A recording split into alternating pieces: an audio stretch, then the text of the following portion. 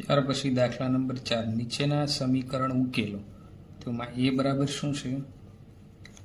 tan p બરાબર 100 તો આમાં આપણે p ની કિંમત મેળવવાની હવે tan સાથે p શેમાં છે ગુણાકારમાં તો એ સામેની સાઈડ જાય એટલે શેમાં જશે ભાગાકારમાં તો આ મીંડું ગયું આમ મીંડું તો શું વધ્યું p બરાબર શું વધ્યું 10 તો p બરાબર 10 એ આપણો શું થઈ ગયો ઉકેલ થઈ ગયો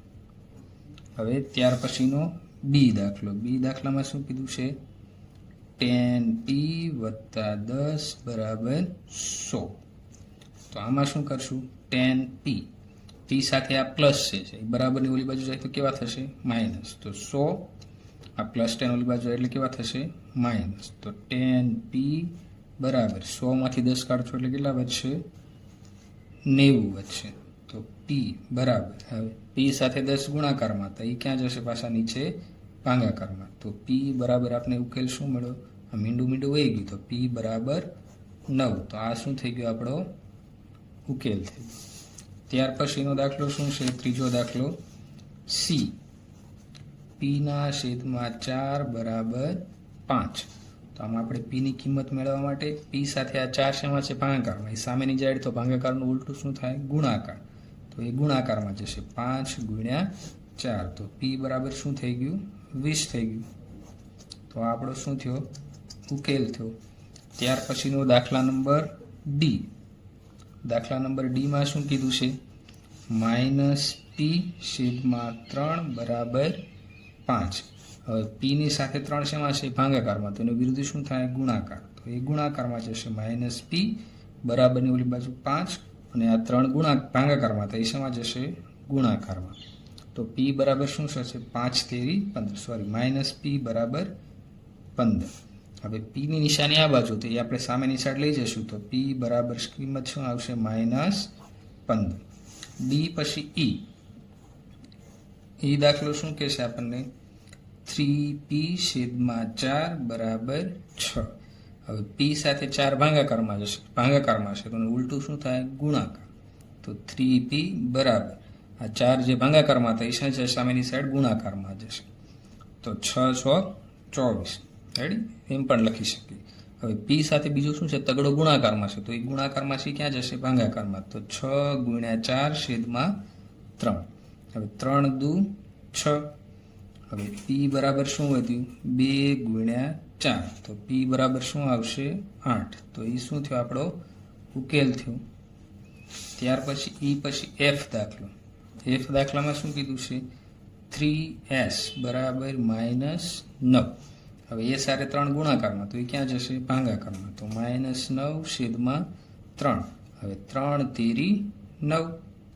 તો s બરાબર શું મળ્યું આપણે -3 આ શું થયો આપણો ઉકેલ થઈ ગયો હવે પછી જી દાખલો શું કીધું છે આપણે અહીંયા 3s વત્તા 12 બરાબર 0 તો આપણે એનો શું કરવાનો છે ઉકેલ મેળવવાનો છે તો +12 છે ઓલી બાજુ જશે તો કેવા થઈ જશે માઇનસ પ્લસનું વિરુદ્ધાર્થી માઇનસ 0 - 12 તો 3s બરાબર શું થયું -12 હવે s સાથે 3 ગુણાકારમાં છે ક્યાં જશે ભાગાકારમાં તો -12 છેદમાં 3 હવે 12 ની જગ્યાએ આપણે આવું લખી 3 ચોકું 12 તો આ 3 ઉડી જાય તો s બરાબર શું રહેશે આ માઇનસની નિશાની એમના મને 4 તો s બરાબર -4 એ શું થઈ ગયો આપણો ઉકેલ થઈ ગયો જી પછી h દાખલામાં શું કીધું છે 3s બરાબર 0 હવે s સાથે 3 શેમાં છે ગુણાકારમાં તો એ ક્યાં જશે ભાગાકારમાં 0 ભાગ્યા 3 હવે 0 નો 3 વડે ભાગાકાર કરો તો s બરાબર શું મળશે 0 તો આપણો શું થઈ ગયો ઉકેલ થઈ ગયો h પછી શું આવશે i તો i દાખલામાં શું કીધું 2q બરાબર 6 હવે q સાથે 2 ગુણાકારનો વિરોધી ભાગાકાર તો શું જશે ભાગાકારમાં q બરાબર 6 છેદમાં 2 હવે 2 તેરી 6 તો q બરાબર શું થઈ ગયું 3 થઈ ગયું ત્યાર પછી જે દાખલો 2q - 6 બરાબર 0 એટલે 2q - 6 બરાબર 0 તો -6 છે ઓલી બાજુ એટલે કેવા થઈ જશે +6 તો 2q બરાબર 6 હવે q આરે 2 ગુણાકારમાં તો એ ક્યાં જશે ભાગાકારમાં તો q બરાબર 6 ભાગ્યા 2 હવે 2 તેરી 6 તો ક્યુ બરાબર શું મળ્યા 3. તો એ આપણો શું થઈ ગયો ઉકેલ થઈ ગયો. જે પછી કયો દાખલો કેમાં શું કીધું 2q + 6 બરાબર 0. તો હવે પ્લસ 6 છે ઓલી બાજુ એટલે કેવા થઈ જશે માઇનસ. તો 2q બરાબર 0 પ્લસ ઓલી બાજુ એટલે -6. તો 2q 0 માંથી માઇનસ છે એટલે જવાબ શું થશે -6. હવે ક્યુ આર બે શેમાં છે ગુણાકારમાં, તો એ ક્યાં જશે ભાગાકારમાં. તો ક્યુ બરાબર -6. આ ગુણાકારમાં 2 હતા એ ભાગાકારમાં. 2 તેરી 6 પણ ક્યુ બરાબર હવે અહીંયા કેવી નિશાની હતી માઇનસ એટલે ક્યુ બરાબર -3. ત્યાર પછીનો એલ દાખલો. એલ દાખલામાં શું કીધું 2q + 6 બરાબર 12. હવે આ પ્લસ 6 છે ઓલી બાજુ એટલે કેવા થઈ જશે માઇનસ. તો 2q